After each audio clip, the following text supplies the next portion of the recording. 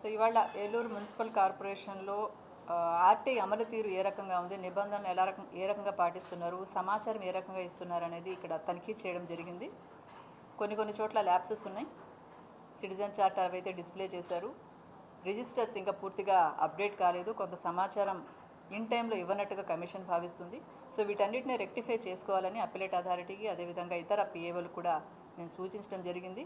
ఎక్కడెక్కడైతే ల్యాప్సెస్ ఉంటాయో సరైన సమయంలో సమాచారం ఇవ్వకపోవడము, రికార్డ్స్ మెయింటైన్ చేయకపోవడము, ఆయా అధికారులకి షోకాజ్ నోటీసులు ఇవ్వడం జరుగుతుంది.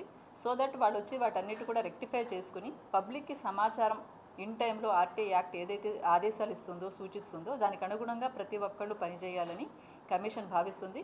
ఆ మేరకు అందరూ ప్రతి ప్రభుత్వ అధికారి కూడా స్పెసిఫిక్గా public information officer, first appellate authority వీటిని ఇంప్లిమెంట్ చేయాలని కమిషన్ డైరెక్షన్ ఇవ్వడం జరుగుతుంది. ఆ మేరకు ఇవాళ కార్పొరేషన్లో కమిషన్ నేను గమనించిన అంశాలు ఆ మేరకు పిఐఓలకి అదేవిధంగా ఫస్ట్ అప్పిలేట్ అథారిటీకి సూచనలు చేయడం జరిగింది. ఆర్టీఐ కమిషన్ తరపు నుంచి ఆంధ్రప్రదేశ్ ఇన్ఫర్మేషన్ కమిషనర్గా నేను ఏలూరు జిల్లాలో వివిధ ప్రభుత్వ కార్యాలయాలను తనిఖీ చేస్తూ ఉన్నాను. ఇవాళ ఉదయం నుంచి కలెక్టర్ ఆఫీస్కి అదేవిధంగా ప్రస్తుతం డిఈఓ ఆఫీస్లో కూడా తనిఖీ చేయడం జరిగింది. ఇరిగేషన్ ఆఫీస్ కూడా తనిఖీ చేశాను. ఇరిగేషన్ ఆఫీస్లో అదేవిధంగా డిఈఓ ఆఫీస్లో ఆర్టీఐ నిబంధనలు ఏవైతే ఇంప్లిమెంట్ చేయాలో అవి పూర్తిగా ఇంప్లిమెంట్ జరగట్లేదు. There are so many lapses. అంటే రిజిస్టర్స్ మెయింటైన్ చేయడంలో ల్యాప్సెస్ ఉన్నాయి. అదేవిధంగా పబ్లిక్లో ఆ 4(1)B డేటా ఆర్టీఐ యాక్ట్ ప్రకారము 4(1)B వివరాలని ఖచ్చితంగా పబ్లిక్ డొమైన్లో డిస్ప్లే చేయాలి. అది అక్కడ జరగట్లేదు ఆ డిఓ ఆఫీస్లో. సో మరిన్ని వీళ్ళందరికీ కూడా ఎవరైతే అంటే ప్రధానంగా మా ఉద్దేశము ఆర్టీఐ ఇంప్లిమెంటేషన్ ప్రాపర్గా ప్రభుత్వ కార్యాలయాల్లో జరగాలి. దానివల్ల ప్రజలకి సమాచారం అనేది ఇవ్వాలి. పారదర్శకత అప్పుడు ఇచ్చినప్పుడు మాత్రమే పారదర్శకత ప్రజలకి అందడం జరుగుతుంది. ఎక్కడైతే ఆర్టీఐకి సంబంధించిన నిబంధనలు ఇంప్లిమెంట్ జరగవో అక్కడ ఖచ్చితంగా కమిషన్ సీరియస్ యాక్షన్ తీసుకుంటుంది, షోకాజ్ నోటీసెస్ ఇష్యూ చేస్తుంది. ప్రస్తుతం డిఈఓ ఆఫీస్లో కూడా ప్రాపర్ ప్రొసీజర్ని ఫాలో అవ్వట్లేదు.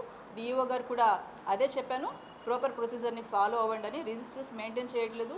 స్పెసిఫిక్గా ఈ ఆఫీస్లో 2025 మార్చి నుంచి సమాచారం ఇవ్వనట్టుగా అంటే వాళ్ళ రిజిస్టర్స్లో ఎక్కడ రిఫ్లెక్ట్ కాలేదు.